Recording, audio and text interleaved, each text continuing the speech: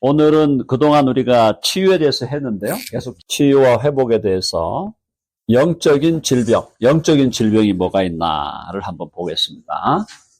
지난번에 우리가 피지컬한 질병 얘기를 했고, 그 다음에 emotional, mental, 정신적인 질병, 그 다음에 관계적인 질병을 얘기했습니다.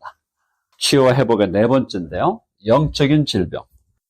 spiritual sickness 혹은 disease라고 할 수 있겠죠. 자, 그러면 영적인 질병은 어떤 것들이 있고, 어떻게 영적인 질병에 우리가 걸리게 되고, 또 그 영적인 질병은 우리가 어떻게 치유되게 되는가. 자, 영적인 질병에서 가장 중요한 요소는 하나님과의 관계죠. 영적인 질병이라는 것은 하나님과의 관계가 약해지는 겁니다. 자, 무슨 뜻인가? 그런 얘기 우리 자주 했죠. 저와 여러분이 예수 그리스도를 우리의 주와 구주로 믿고 영접할 때 우리는 하나님의 아들과 딸로 호적에 올려집니다. 호적에 올려집니까? 올려졌죠? 호적에 올려진 그 관계, 그 본연의 관계는 깨지지 않아요. 이해되시죠? 하나님의 호적은 뭐죠? 생명책이죠. 그러니까 우리가 예수님을 주와 구주로 믿을 때 우리는 하나님의 호적에 우리가 아들과 딸로 자녀로 입적된다. 입적이란 말 쓰죠. 호적에 들어간다 이 말이죠. 요건 이해되셨죠? 그러면 요거는 변함이 있을까요? 없을까요? 요거는 한번 생명책이 기록이 됐어. 하나님의 호적에 올려졌어요. 이게 변할까 안 변할까요? 절대 안 변합니다. 자, 절대 불변 이거는. 여기서 흔들리면 안 돼. 내가 호적이 옮겨졌어요. 시민권이 옮겨졌다고 쉽게 말해서. 시민권이 마귀의 나라, 어둠의 나라의 시민권을 갖고 있었는데 우리가 그리스도의 나라로 하나님의 나라의 시민권을 받게 된 거예요. 그러니까 지금 하나님 영적인 세계에서는 이중 시민권이 안 된다는 거죠. 복수 시민권이 안 된다는 얘기예요. 복수 국적이 안 된다 이 말. 이해되시죠? 오늘날 우리 현재 미국에 살고 있는 우리들의 입장에서 65세 이상이 되면은 다시 한국 국적을 되찾을 수가 있어요. 복수 국적이 됩니다. 그러나 영계에서는 하나님의 나라의 관점에서는 복수 국적이라는 게 있을 수가 없어요. 그래서 우리의 국적은 하나님 나라의 국적, 시민권, 호적도 우리가 하나님 아버지의 호적에 올려져 있는 거예요. 그걸 우리가 생명책이라 그러고, 그래서 이거는 절대로 불변한 겁니다. 아시겠죠? 요거는 흔들림이 없어요. 근데 어디가 흔들리냐 하면은 하나님과의 관계가 약해. 이 관계라는 말이 요게 조금 더 구체적으로 하면은 교제라고 할 수 있는 교제, fellowship. 하나님과의 교제, 하나님과의 친교, 또 조금 더 다가오는 말로 하면 하나님과의 친밀함 혹은 친밀감. 이게 약해지는 거예요. 그게 영적인 질병입니다. 영적인 질병의 본질은 하나님과의 친밀감이 약해지는 거예요. 이게 깨지는 거 아니에요? 우리가 하나님의 호적으로 옮겨져서 자녀로 입적이 되고 또 하나님 나라의 시민권을 받고 이건 절대 불변이에요. 영원 불변. 그런데 우리가 신앙생활을 하면서 하나님과의 이 인격적인 관계, 펠로십, 교제, 친교, 친밀감이 약해질 수 있는 겁니다. 그러니까 똑같아요. 우리가 부부관계로 봤을 때도 예를 들어서 부부관계가 법적으로 이혼이 아니라면은 혼인관계라는 그 법적 관계는 변함이 없잖아요. 이혼이 안 돼 있다면은. 그래도 부부가 법적으로 관계가 혼인관계라 해도 그 두 사람의 펠로십이 혹은 인티머시가 친밀감 똑같나요? 늘 똑같나요? 늘 똑같나요? 아니면 이게 왔다 갔다 하나요? 왔다 갔다 하죠. ups and downs. 어떨 때는 약간 거시기 할 때가 있다 이 말이죠. 관계가 이게 지금 펠로십이 어떨 땐 또 아주 친밀하게 느껴졌다가도 또 때로는 또 조금 멀어진 것처럼 느끼고 이럴 때가 있다는 거. 똑같아요. 우리도 하나님과의 관계도 호적은 변화가 없어. 시민권은 변화가 없어. 그런데 하나님과의 만날 때, 우리가 하나님을 만날 때 거시기한 감을 느낄 때가 있다는 거예요. 그거 약해진 거예요. 하나님과의 만남의 느낌이 아주 뜨겁고 따뜻해야 되는데 요 느낌이 가깝지가 않아. 뭔가 모르게 이게 관계가 좀 멀어져 있어.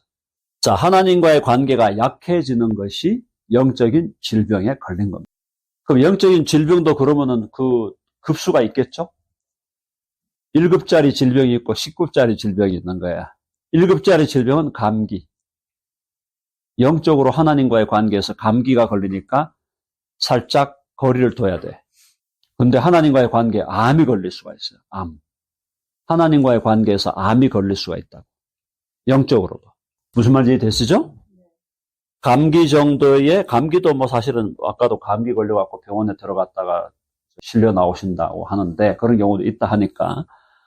근데 감기 정도의 약한, 1도 정도의 약한 질병도 있을 수 있고 상당히 높은 정도, 10도 정도의 영적으로도 암이 걸릴 수가 있는 겁니다. 이 사람의 호적은 지금 변화가 없어요. 호적은 변화가 없어. 잘 들으셔. 잘 들으셔요. 호적은 변화가 없습니다. 하나님의 자녀예요. 그런데 어떤 사람 영적으로 감기에 걸리는 사람이 있고 어떤 사람은 영적으로 암에 걸리는 사람이 있다고. 예수님을 믿는 사람인데 호적과 국적으로 볼 때는 하나님 나라에 들어와 있는데 하나님 자녀가 됐는데 영적으로 암이 걸려있는 사람이 있어요. 이걸 제가 가끔씩 예를 들지만 고린도 전서에 나오죠. 한번 찾아봅시다. 이거 본문 찾아봐야 돼. 고린도 전서 5장 1절부터 한번 봅시다. 5장 1절, 2절, 3절 나와 있죠. 교회 안에 음행이 들어왔습니다. 음행이 들어왔는데 이방인 중에도 없는 것이라. 이 음행은 이방인 중에도 없다. 예수님 안 믿는 사람도 이런 죄는 안 짓는다. 인간들아. 그 얘기죠. 누가 그 아버지의 아내를 취하였다. 이거는 이제 자기 실제적인 엄마가 아닐 거예요. 분명히. 자, 그러하고도 너희가 오히려 교만하여져서 어찌하여 통한이 여기지 아니하고 그 일 행한 자를 너희 중에서 쫓아내지 아니하였느냐. 쫓아내라.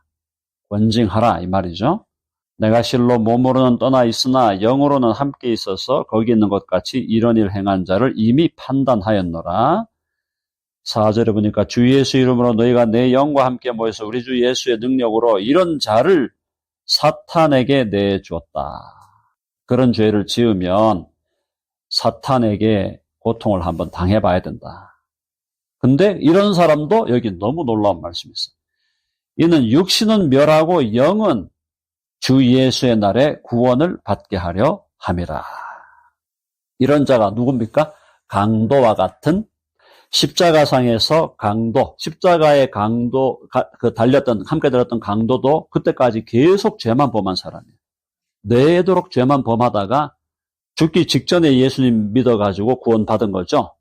비슷한 거. 이 사람은 예수님을 믿은 사람이에요. 이 사람 여기 지금. 믿은 사람인데 간음을 행한 거예요. 행해가지고 사탄에게 내주었다. 뭐예요? 고통당해라 이거죠. 고통당해라. 그 죄의 값을 네가 치러라 이거예요. 그러나 육신은 멸하되 그래서 여러분 가끔씩 보시죠. 늘 그런 건 아니지만 예를 들어서 교회에 와가지고 목사님 얼굴을 주먹으로 때린다든가 뭐 이런 일들이 벌어졌을 때 다 그런 건 또 아니에요. 근데 그런 사람이 갑자기 교통사고가 나가 죽거나 그죠? 암에 걸려가 죽거나 하는 경우가 있다 이거예요. 그거 하나님이 치신 거예요. 그건. 이는 육신은 멸하고 그러나 영은 주 예수의 날에 구원을 받게 하려. 그렇게 하더라도 영혼은 구원받을 수가 있다란 얘기예요. 그러니까 이 하나님의 관대하심이 그렇게 크다는 얘기입니다. 하나님의 관대하심이 이해되셨죠? 자, 그러니까 여기 지금 암이라 하는 거 이거 지금 고린도전서 5장에 나오는 이 간음하는 정도의 질병이죠. 엄청난 거지. 교회 안에서 간음이 있는 거니까. 뭐 감기 정도로 한다면 예를 들어서 작은 다툼들이 있을 수 있죠. 교회 안에도. 그래서 하나님과의 관계가 약해지는 게 영적인 질병인데 그럼 이 영적 질병은 안 걸리는 사람이 있을까요? 없을까요? 영적인 질병에 안 걸리는 사람이 있을까요? 없을까요? 예수 믿는 사람들 중에. 영적인 질병은 다 걸리죠? 다 걸립니다. 이게 안 걸린 사람 누가 있어? 다 걸려요.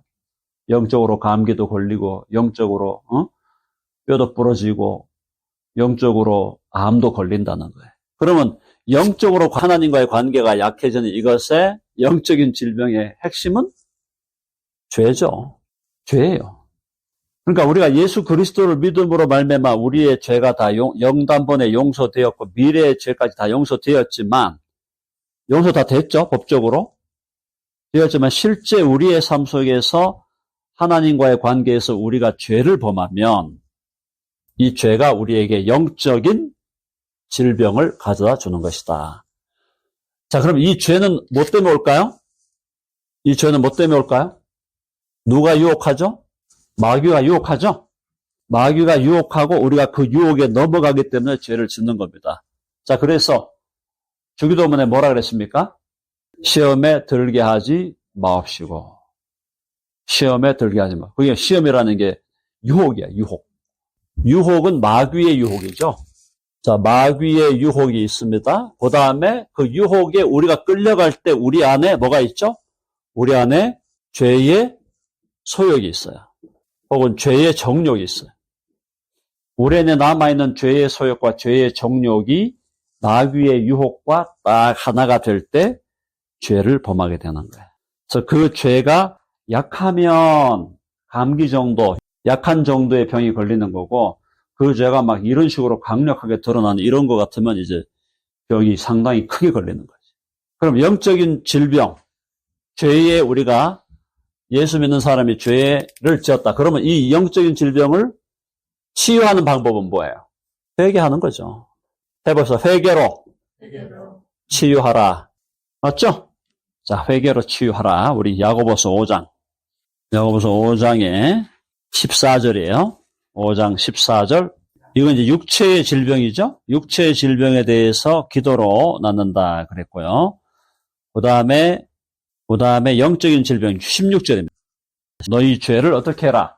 너희 죄를 고백하고 회개하라. 여기 나와 있죠? 너희 죄를. 근데 이게 뭐라고 했어? 서로 고백하며.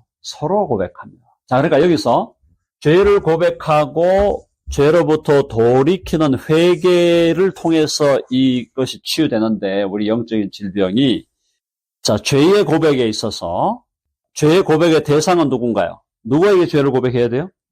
하나님이죠? 자, 하나님께 죄를 고백해야 돼. 하나님께 죄를 고백합니다. 이게 본질입니다. 본질이에요. 우리의 죄는 하나님께 고백해야 돼요. 맞죠? 하나님께 고백해서 1차적으로 하나님께 우리 죄를 고백하고 회개함이 없이는 죄사함이 없다. 자, 이게 이제 굉장히 중요한 얘기다, 여기서.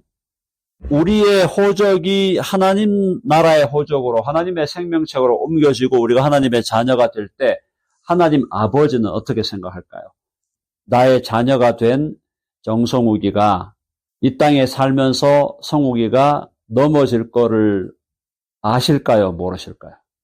아시죠? 우리가 넘어질 걸 다 아신다니까? 하나님은. 그러니까 하나님의 마음속에는 하나님 우리 아버지니까 어떤 마음이 있으실까요? 아, 성욱이가 앞으로도 많이 넘어질 텐데 그걸 그럼 하나님이 딱 보고 있다가 요 놈 언제 넘어지는가 보고 있다가 꿀밤을 주든지 회초리를 대든지 뭐 야구 빠따를 대든지 그렇게 하려고 하나님이 준비하고 계실까요? 아니면 성욱이가 보니까 살아가는 동안에 많이 넘어지겠네. 그래도 하나님이 그걸 다 용서하실 마음을 갖고 있을까요? 용서하실 마음을 갖고 있을 뿐 아니라 이미 다 이해하셔요. 이미 다 이해하시는 거야. 아시겠죠? 자, 근데 이미 다 이해하셔가지고 우리에 대한 용서는 기본 모드가 용서예요. 무슨 말인지 이해되시죠? 하나님 우리를 향해서 기뻐하시고 우리를 향하여 항상 용서하실 준비가 되어 있는데 문제는 이건 이제 원리적인 얘기고 현실에서 우리가 죄를 지으면 감기 정도의 죄를 지었던 암과 같은 죄를 지으면 이 죄라는 거는 하나님과 나 사이의 이 펠로십을 깬단 말이에요. 펠로십을 약화시킨단 말이에요. 부모와 자식 간에도 펠로십이 똑같나요? 항상 똑같나요? 작은 다툼이 있을 수도 있고 때로는 크게 싸울 수도 있고 이렇잖아요. 그걸 넘어서서 또 부모 입장에서 자녀가 해서는 안 된다고 생각하는 일도 자녀들이 서슴없이 할 때도 있고 그런 펠로십, 그런 인티머시가 약해진다 이 말이에요. 그럴 때 어떻게 해야 돼? 그때 잘못했습니다. I'm sorry. 해야 되잖아요. 그러니까 그게 자백하고 고백하는 거고, 자, 자백하고 고백을 안 하더라도 호적은 안 파죠. 호적에서 팔 일은 없어. 죄를 지었는데 자백하고 고백을 안 한다? 죄 짓고도 그냥 뻔뻔하게 있다. 그렇다고 해서 호적에서 파는 건 아니에요. 그런데 죄를 대해서 사과도 안 하고, 아버지 죄송합니다. 아유, 제가 죄송합니다. 아버님 기분 나쁘게 해드려서 죄송합니다. 기분이 안 좋으셨죠. 그런 정당한 회개도 안 하면서 그냥 가만히 있는다? 그럼 어떻게 되는 거예요? 그러면 enjoyable한 관계가 안 되는 거다. 서로를 즐거워하는 관계, 행복한 관계를 못 누린다 이 말이에요. 아시겠죠? 그 얘기를 하는 겁니다. 그러니까 자, 우리가 예수님을 믿고 살아가면서 우리는 계속해서 죄를 짓습니다. 반복적으로 죄를 지어요. 자주 죄를 짓게 돼요. 우리의 연약함 때문에. 때로는 우리가 원해서 죄를 짓기도 하고, 때로는 원하지 않는데도 죄를 짓게 되고, 우리 예수님을 믿는 사람의 삶 속에 죄가 계속 있는 겁니다. 이게. 그때마다 어떻게 해라? 그때마다 회개, 자백, 먼저 자백해. 자백한다는 게 I'm sorry. I'm sorry I offended you. 그거예요. I'm sorry I offended you. 내가 당신의 마음을 상하게 하고 당신의 마음을 아프게 했습니다. 죄송합니다. 그리고 다시 새 출발하겠습니다. 함께 회개하고 고백하고, 그래서 하나님께 대한 회개와 고백으로 우리는 일단 치유를 받아 약해진 하나님과의 약해진 인티머시와 펠로십을 다시 회복하게 되는데 이 과정이 계속 반복되는 거예요. 반복되면서 믿음이 자라면 어떻게 될까요? 믿음이 자라면. 믿음이 어릴 때는 반복하는 그것도 그냥 괜찮아. 믿음이 어릴 때는 반복하는 거 그것도 그냥 그러다가 믿음이 자라면 반복하는 게 싫어지게 되죠. 싫어지겠죠? 믿음이 자라면 싫어지게 돼. 자, 그래서 믿음이 약할 때는 우리가 죄를 반복적으로 지어도 별 어떤 좀 강한 어떤 그 죄에 대한 저항감 이런 것이 약한데, 우리가 믿음이 자라면 작은 죄에 대해서도 우리가 저항감이 생기는 거야. 안 돼. 이건 안 돼. 이거 하나님 기뻐하시는 거 아니야. 주님 원하시는 거 아니야. 이건 이렇게 하면 안 돼. 믿음이 어릴 때는 작은 죄에 대해서 쉽게 넘어갔지만 믿음이 자라면 작은 죄에 대해서도 경계심이 강력하게 발동되면서 거기에 안 넘어가려는 저항력이 생기게 되는 겁니다. 그걸 소위 이제 우리가 의료적 얘기로 하면은 면역력이 생긴다. 면역력이. 영적인 면역력이 생기면 자잘한 것들은 그냥 쳐내는 거예요. 이해되셨죠? 자, 그래서 회개와 죄를 고백하고 회개하는 것을 하나님께 해야 되는데, 거기 지금 야고보서 5장 14절에 보면은, 16절인가요? 야고보서 5장 16절에 보면은, 죄를 어떻게 하라고 돼 있어요? 서로 고백하라. 요게 이제 또 굉장히 중요한 포인트야. 자, 죄의 고백은 본질적으로 하나님께 고백해야 됩니다. 하나님께 고백하면 that's good. 회개하고 돌이키면 다시 친밀감이 회복되게 돼 있어요. 자, 회복되는데 서로 고백해야 될 죄가 있다. 서로 고백해야 될 건 어떤 죄를 서로 고백해야 될까요?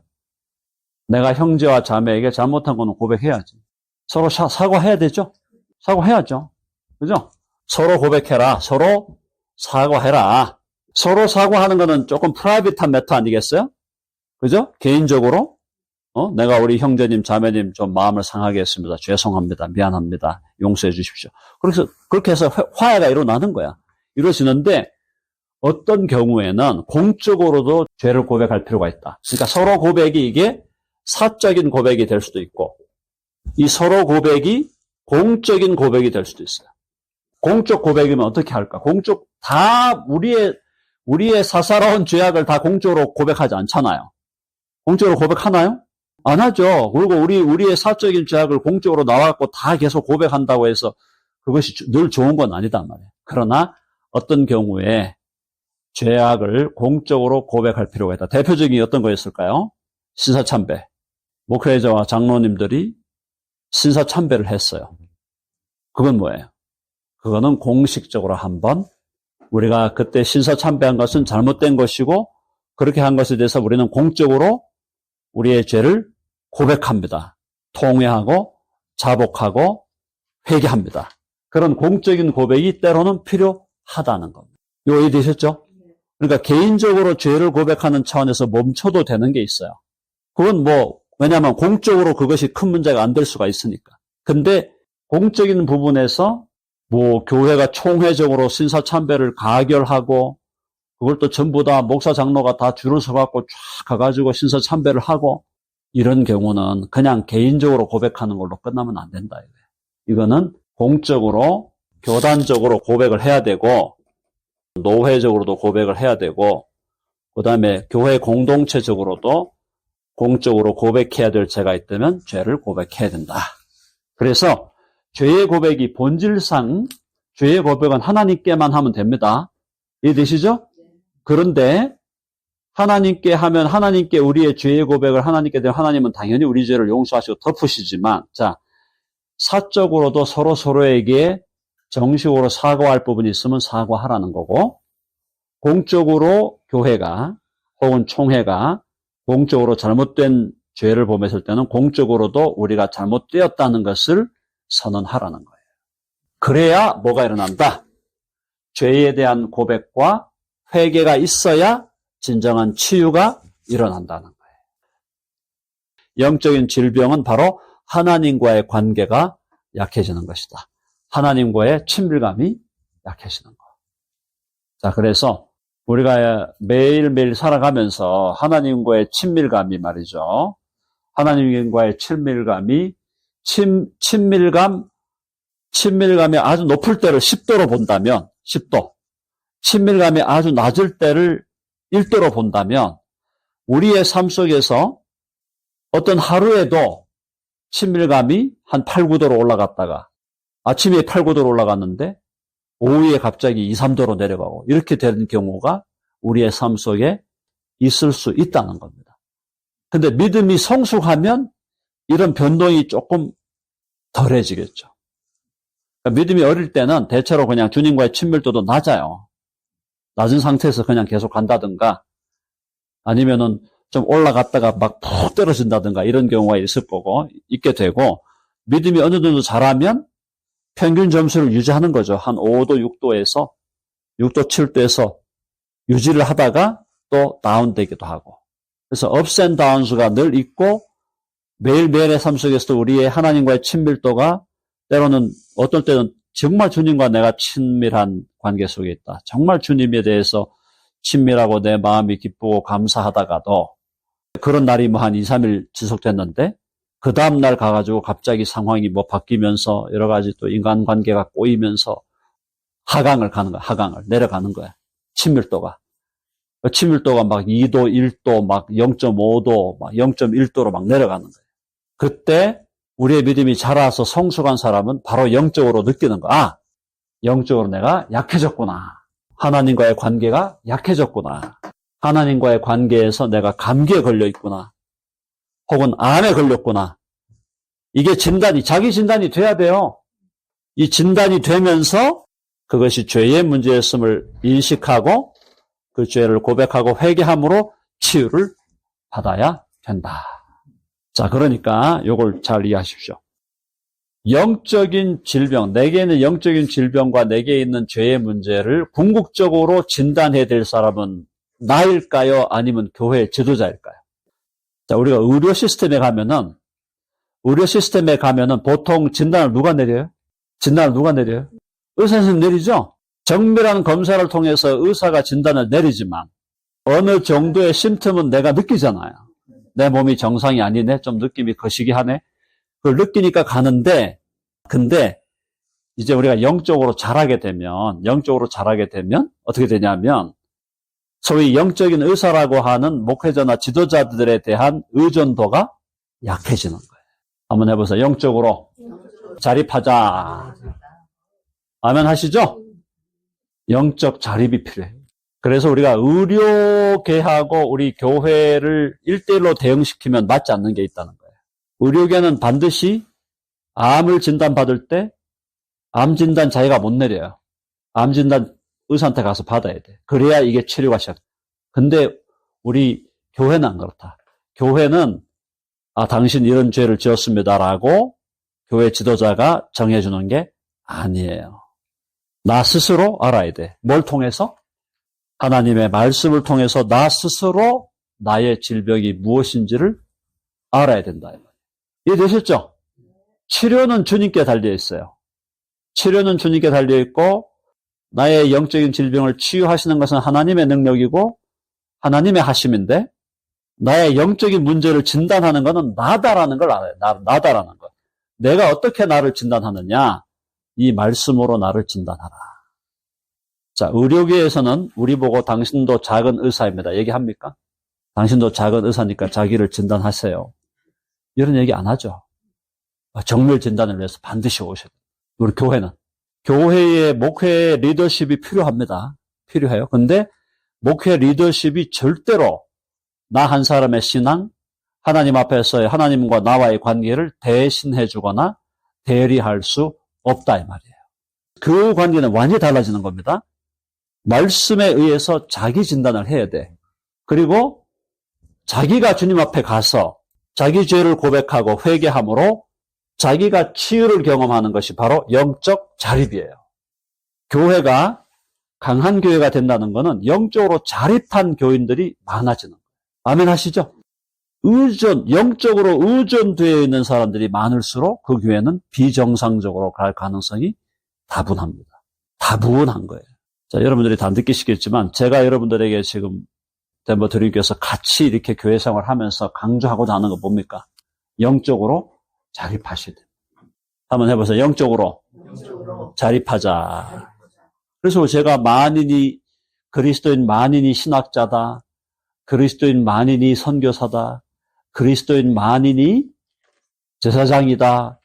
제사장, 신학자, 또 그리스도인 만인이 또 변증가다. 그리스도인 만인이 복음 전도자다. 이런 얘기를 드리는 이유가 영적으로 자립해야 된다는 걸 강조하는 거예요. 영적 자립이 너무너무 중요한 거예요.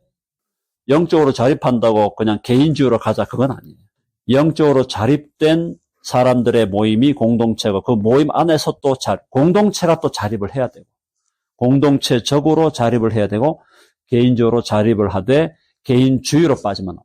자, 영적으로 자립될수록 공동체성이 강화됩니다. 영적으로 자립될수록 공동체가 내게 필요하다는 걸 더 느끼게 돼요. 그러니까 영적인 자립은 개인주의가 아니다. 자립하라고 하니까 이제 제가 다 컸어요. 필요 없어요. 교회 공동체가 무슨 필요가 있어요. 나는 내 혼자 잘 나가는데 그렇게 가는 거는 그거는 자립이 안 됐다는 얘기야.